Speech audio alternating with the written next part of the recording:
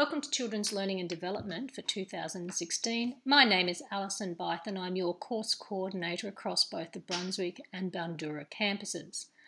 I'm going to be working with Bianca Rose this semester. She is a part-time RMIT employee as well as working in a primary school. I work part-time on both campuses, so the best way to contact us is via email, and then we can arrange to meet or hopefully problem shoot across the email. Now, this is our first recorded lecture, and I'm going to start with an apology. I have not worked out how to embed my clips. So there will be 3, I think, or 4 clips during this talk. If you want to see the clips within the lecture, you'll need to stop and access the clip on our site and then come back to the lecture. Otherwise, watch the lecture, listen to the lecture, and then have a look at the clips or the examples afterwards. Hopefully one of you will be able to teach me this week how to do that.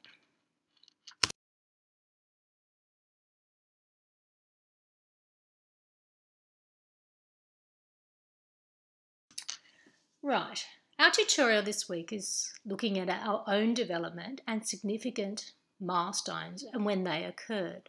Now, you may be watching and listening to this lecture before or after the tutorial, depending on if you were able to access our CL&D site prior to the lecture.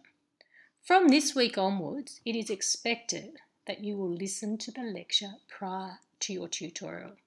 It's the only way the course is going to work, because that will give you the theoretical understanding to apply to the tasks that we do when we're in the workshop or the tutorial. Like we said to our students last year, think of it that instead of coming in at 8:30 on a cold sort of May morning for a lecture, you get to do this with a coffee at a time and a place that suits you, but we really want you to do it before you meet up with us for the tutorial.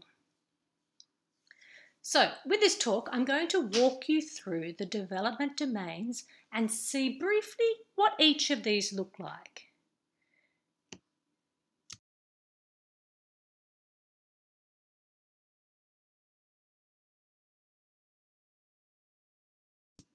Firstly, let's start with physical development. Physical development is the actual growth of the child, as well as the growth in both fine and large motor skills.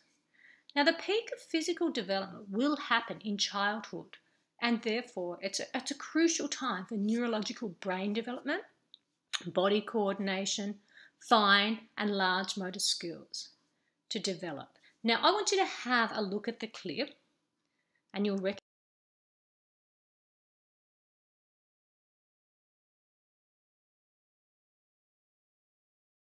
which one I'm talking about and look at this baby. Now, these are a series of Montessori clips about child development. And this baby, have a look at the motor skills that it's developing by playing. And it's happening. These skills are happening from the time a baby is born. Next, I'm going to speak about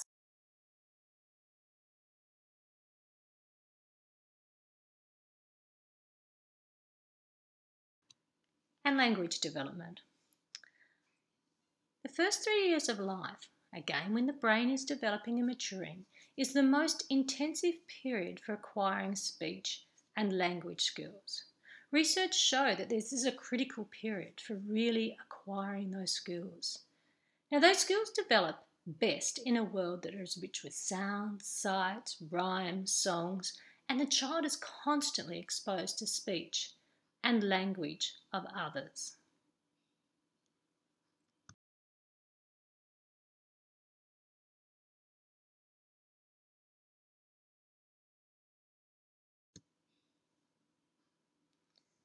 Again, choose. You can go and look at the clip, or you can come back, but this clip is that baby's first attempts at verbalizing and communicating, and that mimicking.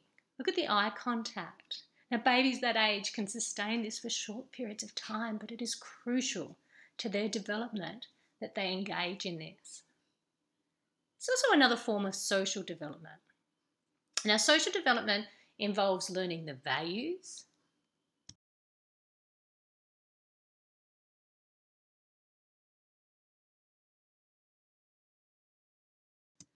the knowledge, and the skills that enable children to relate to each other.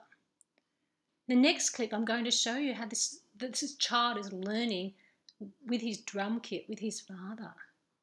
So this kind of learning is passed for children directly by those who care for them or those who teach them, and indirectly from your social group, those around you, your community, your family, your friends. We'll look at Bronfenbrenner's ecological model during this semester that shows just the multi-layers of influences of social development on a child.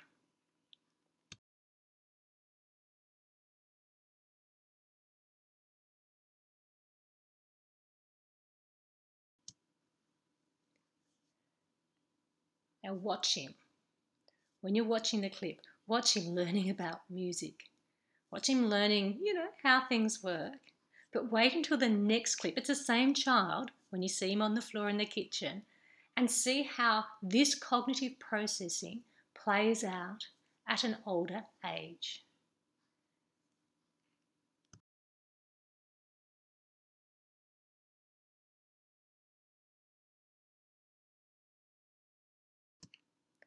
Cognitive development is the ability for the child to store and use that information about the world around them. So this baby has been experiencing a drumming session with his father, and he plays that out in the next clip you watch because he's learnt about that. He has learnt what to do. Watch his foot.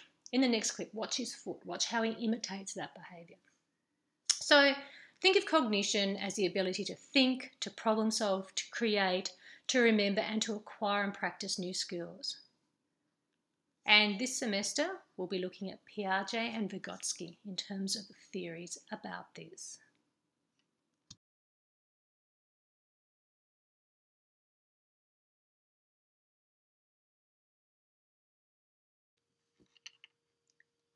Look at that gorgeous big smiling face, just the joy of exploring and experimenting and playing with those pots and pans and bowls.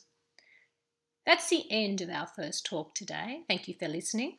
We will be exploring each of these domains in detail and looking at learning from the perspective of each of the theories. You will need to read the chapters allocated in your textbook. Again, refer to your course guide for your readings each week, and that will support your learning as we go through to understand the larger theories behind each of these domains. Excellent. So see you soon in tutorial, and looking forward to meeting you all. Bye.